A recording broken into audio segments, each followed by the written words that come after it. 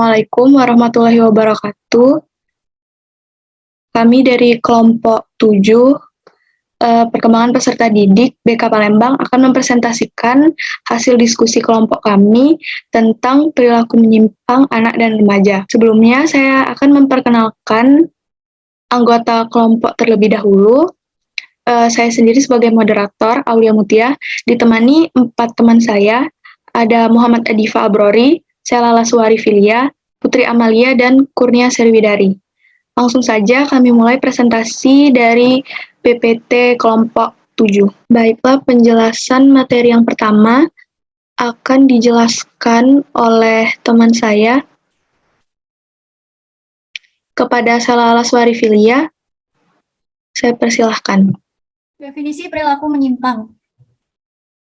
Di kalangan remaja sering dijumpai adanya perilaku yang menyimpang. Perilaku menyimpang merupakan hasil dari proses sosialisasi yang tidak sempurna.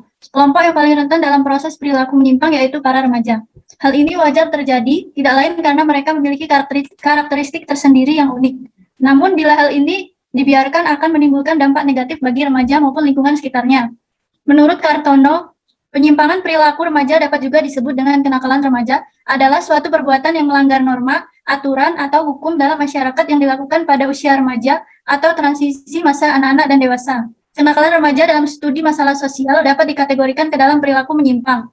Dalam perspektif perilaku menyimpang, masalah sosial terjadi karena terdapat penyimpangan perilaku dan berbagai aturan-aturan sosial ataupun dari nilai norma sosial yang berlaku. Menyimpang dapat didefinisikan sebagai perilaku sosial yang diekspresikan oleh seseorang atau lebih dari anggota masyarakat, baik disadari ataupun tidak disadari, tidak menyesuaikan diri dengan norma-norma yang berlaku atau yang telah diterima oleh sebagian masyarakat. Baiklah, terima kasih kepada Selala Suwari. Materi selanjutnya akan dijelaskan oleh Muhammad Adifa. Kepada Adifa, saya persilakan. Baiklah, selanjutnya adalah tentang pengelompokan masalah yang dialami anak dan remaja. Yang pertama, pada bidang belajar, yaitu mereka mudah merasa cemas ketika memperoleh nilai yang rendah. Kemudian siswa merasa takut jika nilai yang diperolehnya tidak memenuhi syarat untuk kenaikan kelas. Kemudian ada saat di rumah siswa selalu diperingati oleh orang tuanya untuk belajar. Dan pada bidang pribadi, masalah yang dialami adalah siswa merasa khawatir setelah melakukan perbuatan yang kurang baik. Siswa merasa cemas atau khawatir pada sesuatu yang belum pasti. Selanjutnya, pada bidang sosial, siswa sering membalas perbuatan orang lain yang mengganggu atau menyakiti hatinya. Kemudian masalah yang dialami anak ataupun remaja yang terakhir, yaitu pada bidang karir, siswa sukar berkonsentrasi apabila suasana di tempat belajar sangat ramai, dan siswa juga mudah kecewa bila gagal melakukan sesuatu. Baiklah, terima kasih kepada Adifa. Selanjutnya, materi tentang jenis perilaku menyimpang akan dibacakan oleh Kurnia Serwidari. Kepada Kurnia, dipersilakan. Baiklah, saya akan melanjutkan materi yang selanjutnya. Jenis perilaku menyimpang. Sebagai acuan bahwa perilaku dapat dikatakan menyimpang, maka Gunarsa 1986 menggolongkan ke dalam 2 jenis, yaitu 1. Penyimpangan perilaku yang bersifat moral dan asosial yang tidak diatur dalam undang-undang, sehingga tidak dapat digolongkan ke dalam pelanggaran hukum. Contohnya berbohong, membolos, kabur, melihat konten porno, berpesta pora semalam suntuk, berpakaian tidak pantas, dan minum minuman. Yang kedua yaitu penyimpangan perilaku yang bersifat melanggar hukum dengan penyelesaian sesuai dengan undang-undang dan hukum yang biasa disebut dengan kenakalan remaja. Misalnya berjudi, membunuh dan memperkosa dan mencuri. Bentuk perilaku penyimpangan. Adapun bentuk-bentuk perilaku penyimpangan di kalangan remaja menurut Harwoko 2007 secara umum dapat digolongkan antara lain tindakan yang melawan kebiasaan masyarakat atau kepentingan umum, tindakan yang nyata-nyata telah melanggar aturan-aturan hukum tertulis dan mengancam jiwa atau keselamatan orang lain, perilaku yang tidak sesuai dengan nilai-nilai atau norma-norma yang ada. Baiklah, terima kasih kepada Kurnia. Materi selanjutnya akan saya sendiri yang jelaskan. Selanjutnya ada tipe-tipe kenakalan. Menurut Kartini Kartono pada 2010, tipe-tipe perilaku kenakalan remaja dapat digolongkan menjadi 4. Yang pertama yaitu kenakalan terisolir atau delinkuensi terisolir, yaitu kelompok kenakalan ini merupakan jumlah terbesar dari remaja nakal. Pada umumnya, mereka tidak menderita kerusakan psikologis. Yang kedua, kenakalan neurotik atau delinkuensi neurotik. Tipe ini menderita gangguan kejiwaan yang cukup serius, antara lain berupa kecemasan, merasa selalu tidak aman, merasa bersalah, dan berdosa. Yang ketiga ada kenakalan psikopatik atau delinkuensi psikopatik. Sedikit jumlahnya, akan tetapi dilihat dari kepentingan umum dan segi keamanan, mereka merupakan oknum kriminal yang paling berbahaya. Dan yang terakhir ada kenakalan defek moral atau delinkuensi defek moral. Defek yaitu rusak atau kurang. Mereka merasa cepat puas dengan prestasinya.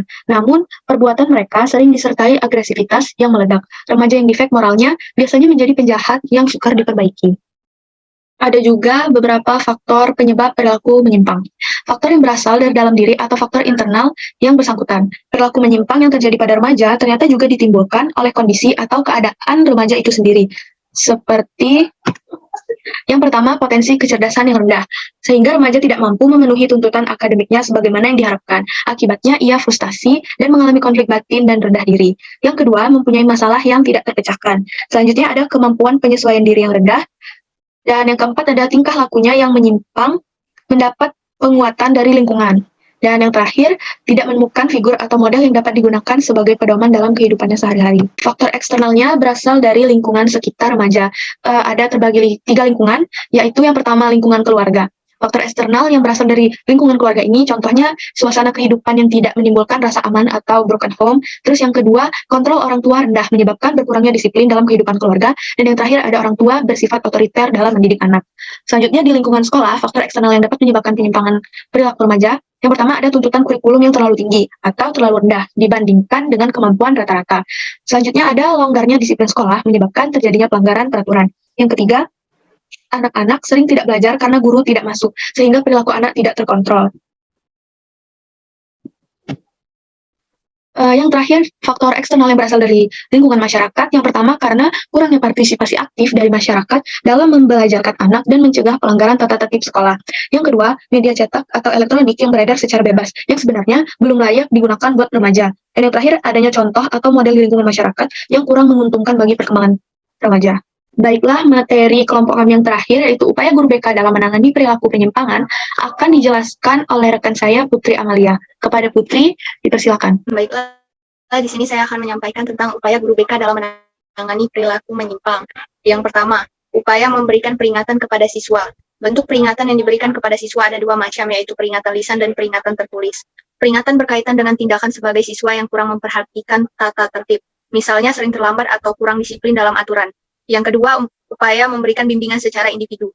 Upaya ini dapat membantu menumbuhkan pemahaman pada diri individu atas permasalahannya, sehingga individu tersebut dapat mengembangkan persepsinya ke arah positif.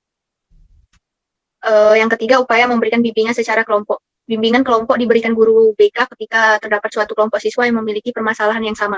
Misalnya membahas mengenai menjauhi pergaulan yang seperti merokok di usia remaja.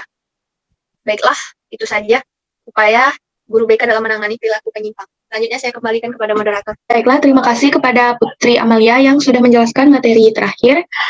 Itu saja materi dari kelompok kami yang membahas permasalahan anak dan remaja.